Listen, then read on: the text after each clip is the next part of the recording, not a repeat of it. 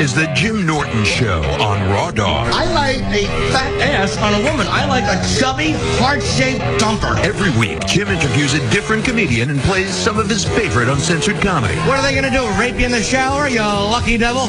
Now, here is Jim Norton. Hi, Jim Norton, and this is the first installment of, I guess, the Jim Norton Show here on Raw Dog, Sirius 104, XM 150. We're not too sure what the show is going to be yet. I mean, a lot of you know me from the Opie and Anthony Show on XM 202 and Sirius 197 when we are on Sirius, and I'm on that Monday through Friday. So I wanted to do something on Raw Dog, which is more on the Sirius platform. So they gave me this show, and they're like, well, introduce comedians and play clips. So I'll hang with some comic friends, play some clips, and hopefully it won't suck. But give me time. I know you fucking animals immediately are going to start emailing. This show fucking sucks. Play Jeff Foxworthy clips. If there's any clips you want to hear, and I'm not playing them, you can email them to, or your suggestions to therealjimnorton@gmail.com. That's my email. You could email any clip suggestions. Or if you're a woman and you have particularly large vaginal lips, you can send a photo of that. It's up to you. Comedy clip suggestions, photos of your vagin. I'm here. I'm going to have different co-hosts, but the guy I'm going to use the most is, I think, Bob Kelly, who's with me. And, you know, Bobby goes on the road a lot, just like I do. So if Bobby's not here, maybe Florentine or whoever else has fucking got no self-esteem and nothing to do. So Bob is here. This is why I love Bob. I'm so happy right now because we're waiting for Amy Schumer to arrive. Yeah. And she may come, she may not come. I think Amy tends to tip a few back. So she may be fucking blacked out somewhere on a train in Long Island. And Bobby came in, and I'm so happy that you were just in a fucking horrible mood because of your phone. Well, it's not even my phone. I dropped my iPhone because of my stupid... cords are just ridiculous. Why do we still have cords? Corded headphones bugs me. And my cord got caught on somebody walking by in New York and grabbed my phone and ripped it out of my hands, and it smashed on the ground and spidered my whole screen on my iPhone. And then I walked in, and the lady, of course, has no idea who I am, which always makes you feel good. Coming in to do a show, you know, probably the funniest guys in the country right now. You maybe in the world, one of us. The other one, maybe 40 states. I'll take it if we're the funniest people in this part of the building at the moment. I don't even know if that's true because Ron and Fez is still here. That's true. But yeah, then she didn't know who I was. She didn't even know who you were. She kept just telling me to sit down like a dog, which aggravated the hell out of me. I know, because there's something kind of erotic about that because she's very sexy. Yeah, I'm very attracted to her, for real. Yeah, it bums me out when hot chicks don't like me or treat me like a piece of crap right off the bat, like you get to know me. And then it really aggravated me that you walked in, which bugged me the most, that you walked in and you had no problems with her, and you actually like her. She's actually very nice to me. I know. It aggravates me. My phone, her, not as much. That aggravates me the most. And I'm usually the negative one. Like, it would be me who's like, fucking cunts, I hate them. But she's very nice. Every day I see her, we say hello in the morning, and she's nothing but sweet. Yeah, well, that bugs me. Your jacket and hat are still on. It's really creeping me out. It's fucking 130 degrees in here, and Bob still has his jacket and hat on. And right now they're probably like, play some clips. Eat my ass. Wait. We'll play them. Give us some time. Yeah. She. I'm sorry. I didn't know if you were showing up. Yeah, of course I'm going to show up. Yeah, I have to. So your phone is all cracked and no good. Well, it still works, which stinks. It's just the whole front is just smashed like a window. Looks like a window in a jail cell during a riot. It's just all smashed like a broom handle.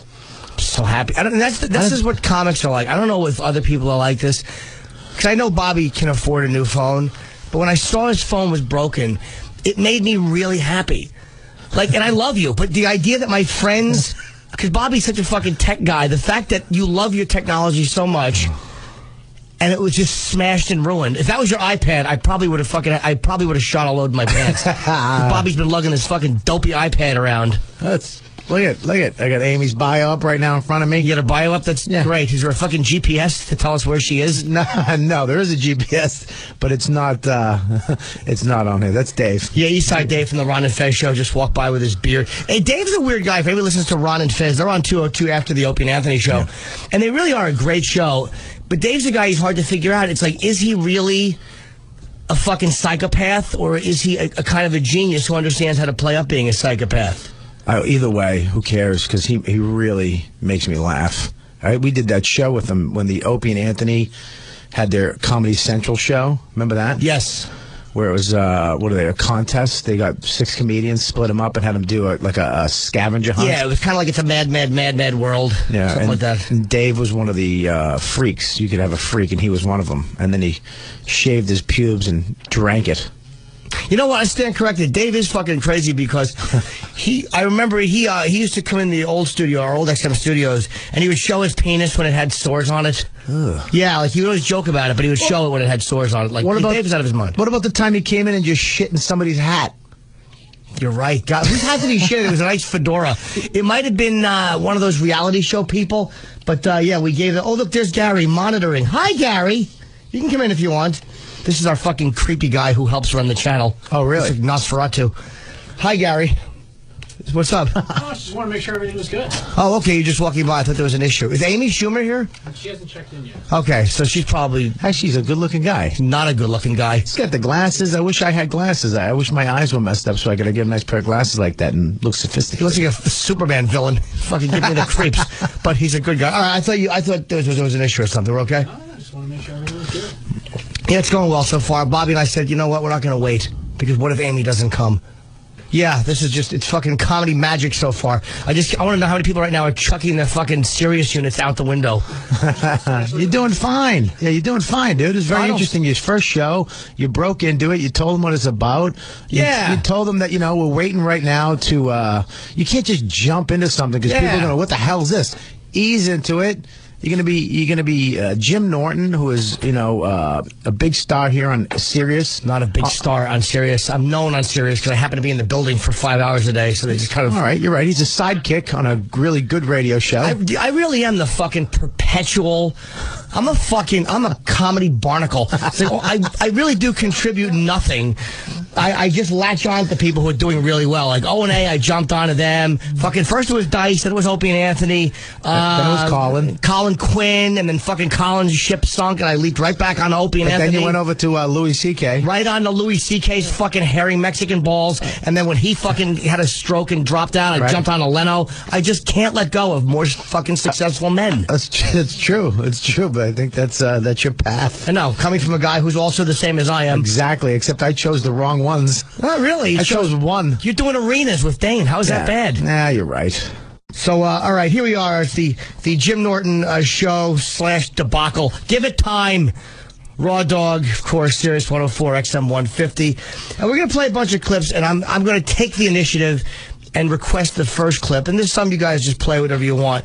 But this is one of them. I became a comic because of Richard Pryor, which, again, such a hack thing to say. I wish there was other reasons I became a comic, but Pryor was it. That's the bottom line. Yeah, but for a guy like you, it's not that hack. I mean, you're a white guy from New Jersey that should have been a serial killer that worked at UPS. That is true. You're a white, and you really, out of all the people that know Pryor, look, every comic says they know Pryor. I know Pryor. I know his bits. I love his bits. But you really know Pryor's bits. You're a fan of Pryor. Yes, so. I love him. Yeah. And so the bit I want to start with, I mean, look, there's a million great Pryor bits, but this one's off That Nigger's Crazy. It's amazing. It's a weird part. You're not supposed to say that word, but I won't say that N-word's crazy. It's despicable. You can't. Yeah. You can't. And the bit is called Nigger with a Seizure. It's a brilliant bit about just going out and getting fucked up and drinking. So we'll be back in a little bit, and until then... Drinking ain't cool. Drinking. You're listening to the Jim Norton Show on Raw Dog, Sirius 104 and XM 150.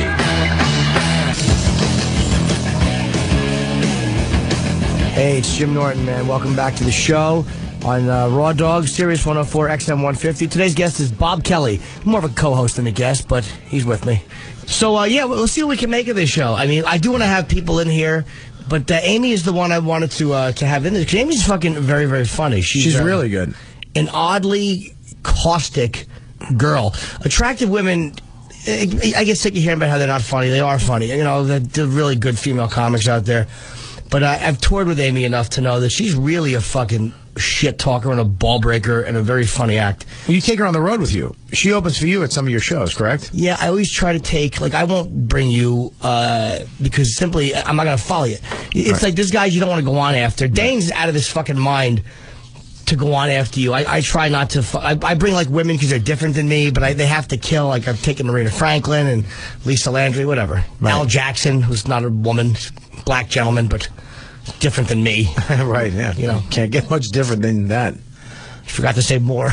More different than that. You can't get much different than that. You forgot to say more. You can't different. say much different than that? Can you say that? Yeah, you can say that. All right, maybe. You can say, especially on your radio show, you can say that. Yeah, you really can't say anything. If we were on NPR, I might correct my fucking grammar. Can NPR? You know, I always fucking hated music beds and like unnecessary noise on the radio. Yeah. And then I listen to NPR and I'm like, can something happen on this fucking station? It's shit. It really is boring. They think they're really integrity filled. Like, wait, we're just doing the news. You fucking snooze fest. It is a boring person's radio station. Well, NPR is unlistenable. Well, I have it right here. So it's terrible. I don't like a news story with no sound. It's fucking creepy. It's like a guy's just sitting in a giant ceramic barrel reporting. I never ever thought of it like that, but you're absolutely right. There's a little bit of music at the beginning. That's about it, and then it's just the person, and their voice is a very old school radio. Yeah, you know who loves NPR? Every fucking cab attacked Pearl Harbor in 1941, pushing America into World War II. That's all I need to hear. That's fucking horrendous. Who enjoys her? What a bore. Can you have some emotion? You know who listens to NPR? Hop in a cab. Anyone who's ever cut off a clit in West Africa and then come here and taken a job as a cabbie, that's who loves NPR. They love it. And it's all fucking biased. I really don't like it. It's boring. So we have clips to play, too. We're going to play clips, too. This is a comedy channel. Yeah. And we get to choose our own clips, which is great. So I will... well, you're going to be choosing because... Look, the comedy stations on Sirius are great, and they actually expose a lot of comedians, but they also expose a lot of famous what people want to hear. But there's a lot of comedians that you're going to talk about that a lot of people should know about, which is awesome. Yeah, it's really weird. Like when the comedians that we know, like there was a show called Down and Dirty with Jim Norton on HBO, which I hosted. It was 4 episodes, and I had a certain amount of input as to who got on, but not a lot. I mean, it really was. It was my show in name, but I was not an exec producer on it, and I wanted Bobby on it, and they said no because he had just done a Comedy Central special. Right. And it was amazing to me how many great comics they didn't really know. Like, I was naming all these New York guys that are fucking hilarious, and like, oh, we don't know, we don't even know. It's like, how do you guys not know this guy? So that's one of the cool things about this. I get to bring on whoever I want, and, we know enough guys where as the weeks go on, you'll be exposed to more and more people. That's how you know somebody doesn't know what they're doing in a radio show, when they're continually telling what's going to be happening the next. That's like fucking bringing a girl home and going, boy, am I eventually going to fuck you with a big dick. Right now, I have nothing. It's small, and I'm fairly impotent. But when I do become a man... I really don't like the fact that your jacket's still on. I don't like the fact that you just ended that and you let the silence hit for a second. I don't mind. I'm not afraid of the silence. I'll take my jacket off. Yeah, please. But it's creepy. I'm keeping my jacket on because of my fat stomach, and we got a hot chick coming in. I know. She's not even. I know. There you go. Come on. I have a purple Iron Man shirt. I'm 40. I'm wearing an eggplant Iron Man shirt. It really is horrendous. It's terrible. By the way, is Sirius really did they not pay the fucking electric bill? How about some air conditioning in this room? It's horrendous. It's really hot in here. My balls are like little fruit roll-ups stuck to either leg. It's sickening. Well, you got Amy coming in, who actually, if people do know who she is, and you might not, she actually was on a Last Comic Standing, and she came in 4th, which is funny. The people that come in 4th and 5th are usually the ones that are actually really funny and do well with their careers. The people that come in 1st usually just fade away. Well, I was involved with... Were you ever involved with Last Comic? Never. But no, actually, I did. I did do it, and I kind of fucked myself. Because I went in saying, they're not going to pick me, I'm not going to get on the show, so I'm just going to be that guy. Like, fucking, you're not picking me anyway, so go fuck yourself. Right. And they kind of used that and made me look like an ass, and then didn't pick me. And I kind of think I burned a bridge, too. Well, yeah, I was there in 2004 with Season 2, which was going to be a big season, because Season 1 was very successful, so I'm like, Season 2 will be good.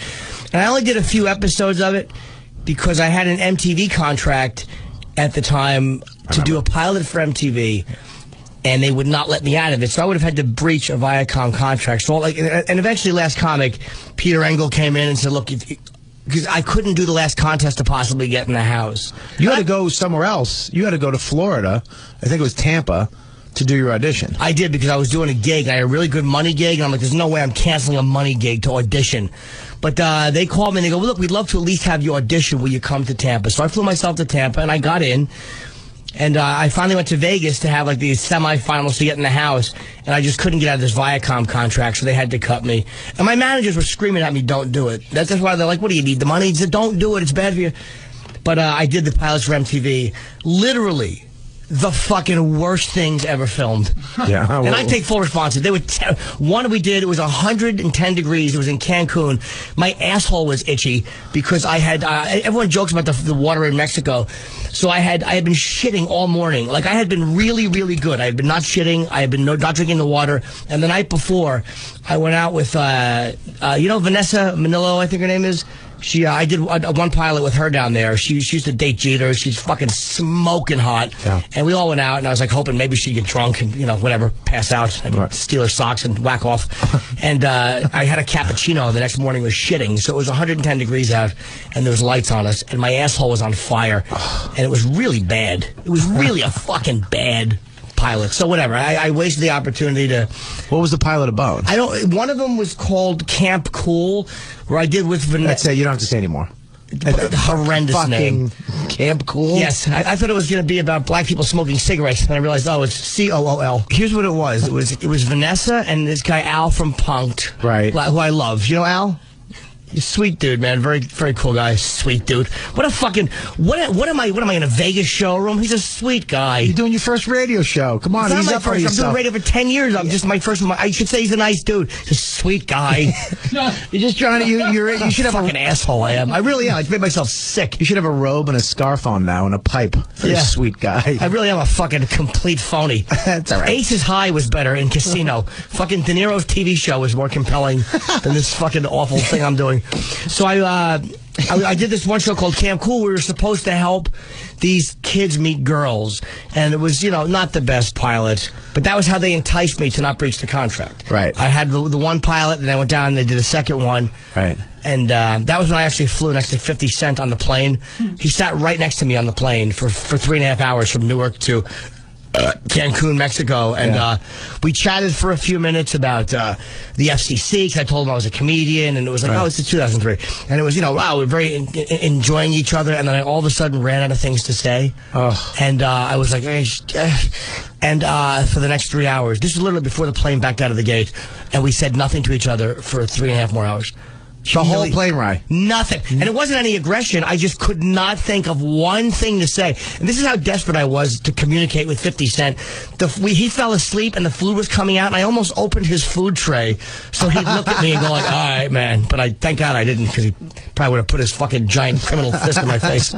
I guess we should play a clip, because you know, this is a comedy show. Bobby, I'm going to let Bobby choose the next clip. And I know Bobby picked a comic that obviously I fucking love. This the thing is, you know, we both picked the Carlin clip. I mean, yes, the God clip, and I think it's the best. They actually took that and put it in the Zeitgeist film. Have you seen that? It's no. The conspiracy film. It's a documentary. It's crazy, but they go through the whole thing about God and how Jesus and all the religions really don't exist. They come from the sun, and then they play this clip. They animate this clip in the movie, and it's hilarious. Hilarious. So it's one of the funniest bits, but this is why Carlin is so great, is that it's like he could literally change your opinion on something as big as religion. And this is off, I think, a special called "You Are All Diseased," and I think it was not long after his wife died. I don't know the exact timeline, but Carlin got really fucking cranky, and this is when I loved him the most, when he was just standing on stage and he was basically just pissing on the people in the audience and everything they held sacred. And to me, that's what a great comic does. He has no respect for the ideology of the audience. He does whatever the fuck he wants to do. Right. And before we go to the clip, I might as well whore us both with a couple of plugs. If you want to catch me, you can catch me tomorrow night in Seattle at the Showbox Theater for 2 shows, or here in New York at Caroline's June 3rd through the 6th, or in Atlantic City, the Borgata, July 2nd and 3rd. And Bobby, they can see you June the 5th at the Wilbur Theater up in Boston. So here's the clip Bobby shows, which I agree with, Carlin's piece on God. But I want to thank you all very much. Joe bless you. Thank you very much. You're listening to The Jim Norton Show on Raw Dog, Sirius 104 and XM 150.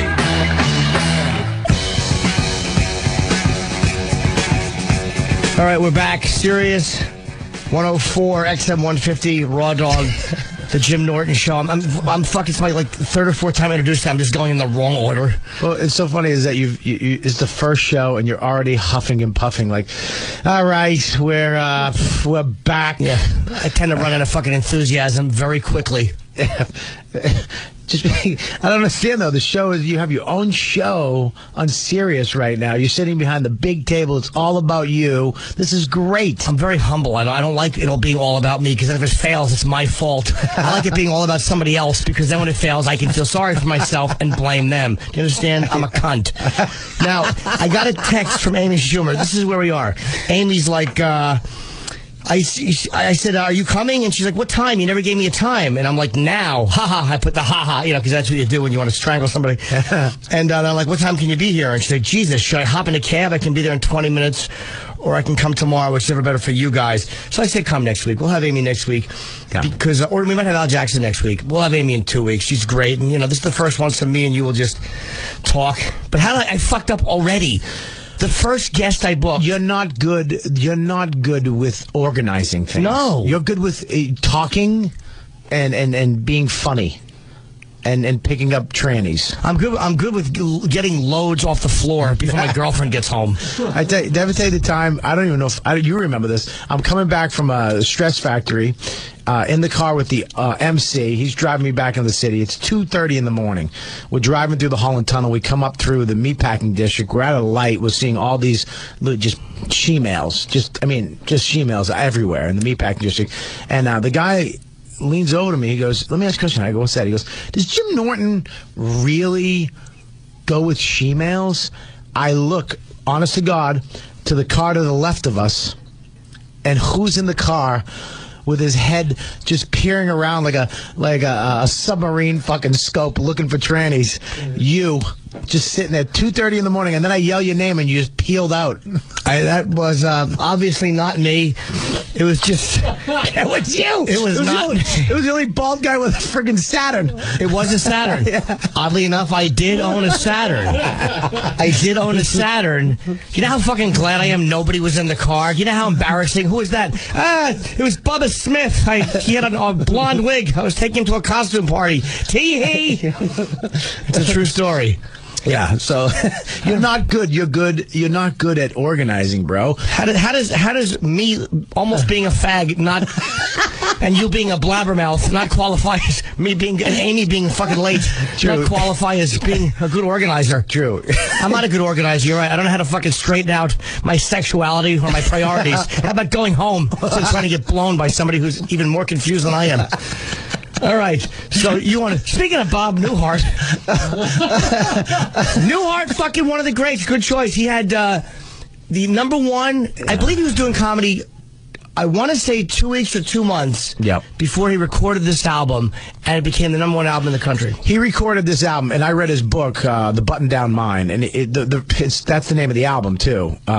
He actually, he was trying to come up with the name of the book, and he kept going over it and over it and over and coming up with these names. And he had one name that it was called the Fat Lady in the Pink Dress Wants More Red Wine. And he goes, the reason why I was going to name it that, I had a big party at my house, and my little son came up to me, and he goes, Daddy, the fat lady in the pink dress wants more red wine. But that's why he's so funny. He's just so subtle, and he would do characters back in the day. This album wasn't even supposed to happen. He didn't even want to be like a comedian. He did this, and then somebody was like, you are really good. Do you have any more? He wrote a few more bits, came up with it, put this out, and this was the number one album. He actually beat Frank Sinatra for a Grammy. Okay, and he was selling out arenas. He was one of the first guys, if not the first guy, as a comedian to sell out arenas. Newhart, everyone knows comedy knows Newhart. One of the all-time fucking greats. And I saw Ron Bennington interview him probably about a year ago at Comics here in New York on a stage in front of an audience. And that motherfucker is in his 80s, and he is hilarious. So his stammer is unbelievable, and this the way he gets into these stories, it's unbelievable. Listen to it on the radio is unbelievable. This is how great Bob and I are. We've broken new ground. Bob Newhart's a good comic. We should both be shot in the face with shit guns. But you know why you're absolutely wrong? Is that our fans, hearing us say that, they expect us to say Pryor. They expect us to say Carlin. And they don't. Bob Newhart, a lot of people that like us don't even know that he's funny. That's right. That's why this show's good. Because people that are listening, they're not going to go and listen to Newhart or listen to this and kind of figure it out. This is real funny shit. Thank you. Right now, Bob is not talking to me. Bob is talking to serious management because as they're looking at this tape and they're thinking of how do we shit can these idiots, Bob's going, no, it's good. Our fans. You're right, Bob. Well, let's play the clip. Bob Newhart. Which one is this? Which clip is this? This show is going to be impossible. I don't care. Oh, you're so fucking... All right, good. This is tobacco, right? The invention of tobacco, I believe it is. Milestones are never really recognized, right? You're listening to The Jim Norton Show on Raw Dog, Sirius 104 and XM 150. Star producer of the Jim Norton Extravaganza. I want to change the name, the Jim Norton Extravaganza. I bet on the pad data it just has a bunch of fucking Z's. Here on Raw Dog, Sirius 104, XM 150.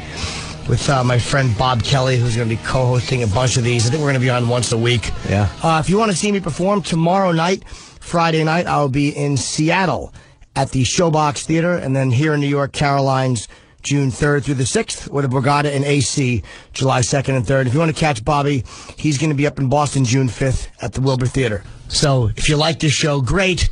If you don't like this show, fucking put your face in a toilet and slam the lid on the back of your head, or watch the Tyra Banks show, which is basically the same thing. I've never hated anybody on TV as much as I fucking hate Tyra Banks. Oh, is she annoying? You don't like Tyra Banks? No! Well, she's too happy for you. She's always faking happiness. She's not, and her fucking, first of all, her hairline is irritating. Because it's not her hair. But it's like she's fucking half horsehair. I know that it's a wig. A nice wind would flop that right off her head. I don't like the fact that her fucking hair, her forehead goes all the way back to the middle of her head. It's like, how are you a fashion model with a fucking a giant alien skull? We know it bugs me about her is that she's trying to be Oprah. She's trying to be Oprah, and like, but you know what?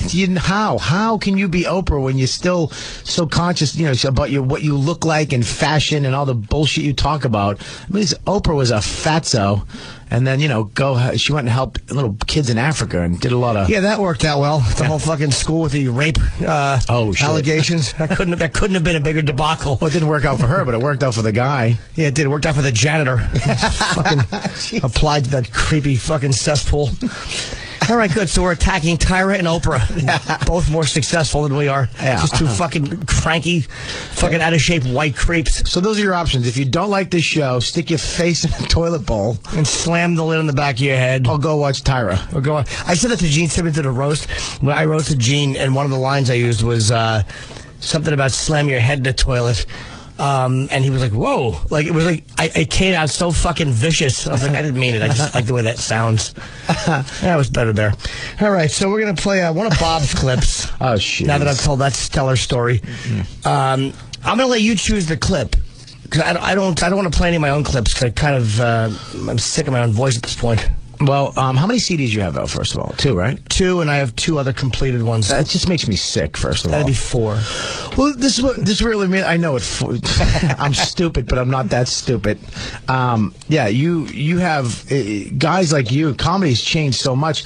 We played Pryor, you played Newhart. These guys made...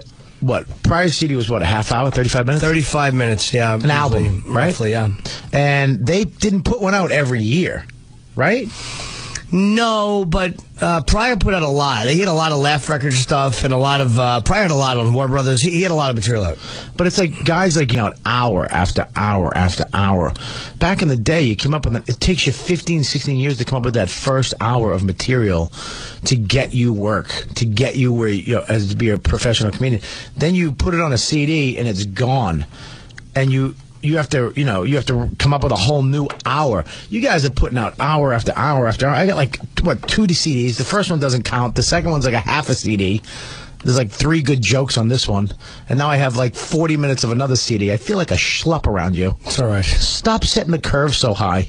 You should Which clip do you want to play? Yours? I like your stuff. I don't like that he didn't hear anything that I said, and he just was just moving on to your shitty material. I don't know. There's 2 clips, and you can pick. Just pick either one. Either the one about the that one. Okay. I don't care what the other option is. I can't wait to eat tonight. I'm so I'm so hungry right now. My favorite restaurants are Fridays, Applebee's, Cheesecake Factory. You know why I love those restaurants? Because they don't give a shit about your health. They're like, hey, we took chicken and put cake in it. Is that cool? It's like, fucking yes. Is that legal? Oh my God, can I get cheese? Yes, you can. Come on in, 4 kinds, fatso. Sit right over here, right by the ski poles, but don't eat them. We're gonna kill you, fatso, tonight with riblets. You know what the places I love is when they have the dessert menu and it's the color photo of the menu. They actually take a photo. What fucking creeps? And they leave it on the table while you're eating. You're just looking at it like, I'm coming, motherfucker, I'm coming. And it's such a sexy photo. It's like a fat guy porno magazine.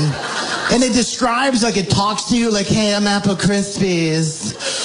You can put nuts on my face or caramel on my tits. Oh, maybe you dessert with somebody and they ruin it. They're like, that's too rich. What the fuck does that mean? It tastes awesome? You diabetic, boring ass face. It's dessert. It's supposed to be rich. I'm not eating because I'm hungry. I've been full for a half hour. I'm eating the stuffed feelings from my childhood, you piece of shit. I need a rich dessert. You know, I need a dessert Satan made from his ass. And this is Satan-ass fudge chunk. If you eat this, your mother will die. Oh, Bobby, why?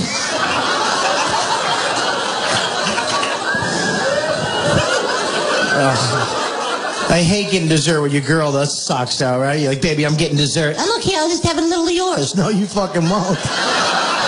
I'll stab you in your face with this spork if you cross the table, bitch. Then that fucking waiter, that gay waiter comes over every time, ruins it. He's like, hey, hi, 2 spoons just in case. Dessert cock-blocking fag he is. Fucking snap your suspenders, silly boy.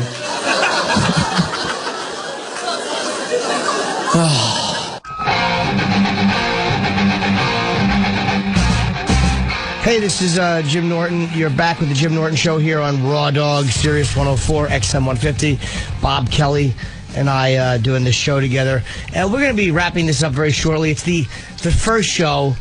So, like, you know, I hope you kind of dug it. And I know where this goes, we don't know. You know, whatever. Amy didn't come because you didn't tell her the right thing. You messed up a little bit. You like to be, I'm really fucking throwing her under the bus. Yeah. I really am blaming her like it's her fault. Yeah. She didn't know when I was taping my shitty show. You just told her, you want to do my show? And she said, yeah, when? And then you never called her back. And then you showed up to tape the show. And you go, where are you? And Yeah. she went, where? Now. Yeah, I started to panic when it was 30 minutes after she was supposed to be here. I was just hoping she was drunk and passed out, and then I realized I fucked up. So we're trying to think of a clip to play for you to end out this show. I want to do something by John Valby because I'm a big fucking Valby fan. I think he's very underrated.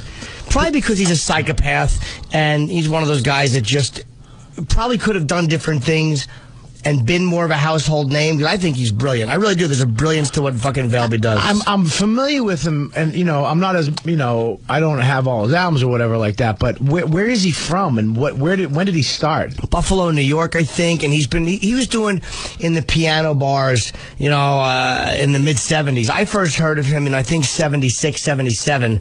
I was a kid, and I would play Valby on my little recorder and let people listen to it, and I would always play comedians to my friends, and, like, when they would laugh, I would kind of pretend I was saying the shit Valby was.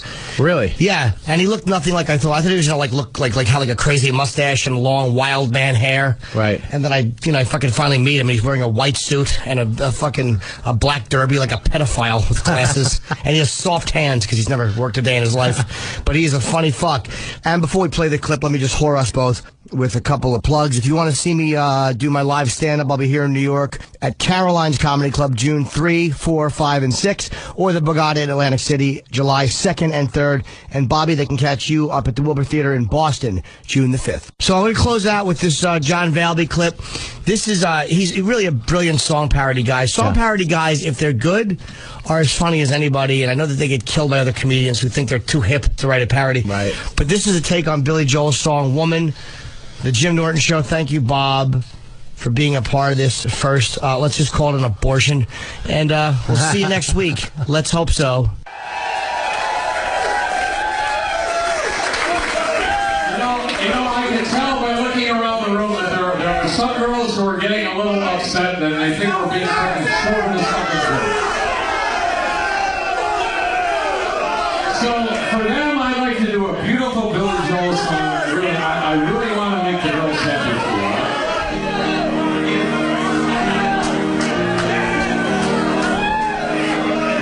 She can kill with her breath.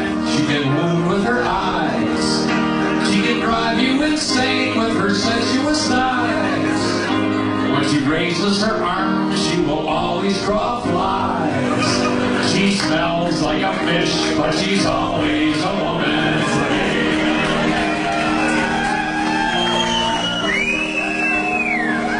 She'll let your dick shrivel and call you a queer. She eats all the wax that she picks from your ear. She barks like a cow after drinking draft beer. She shaves twice a day, but she's always a woman. Oh, and she plays with herself. She uses hot dogs and brooms to tickle the top of her womb. Oh, when she pulls the broom out, my old rubbers float out. They've been in there since June.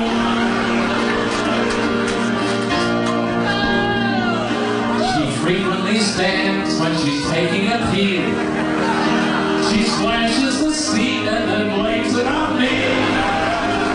She won't wear a rag till it drifts to her knee.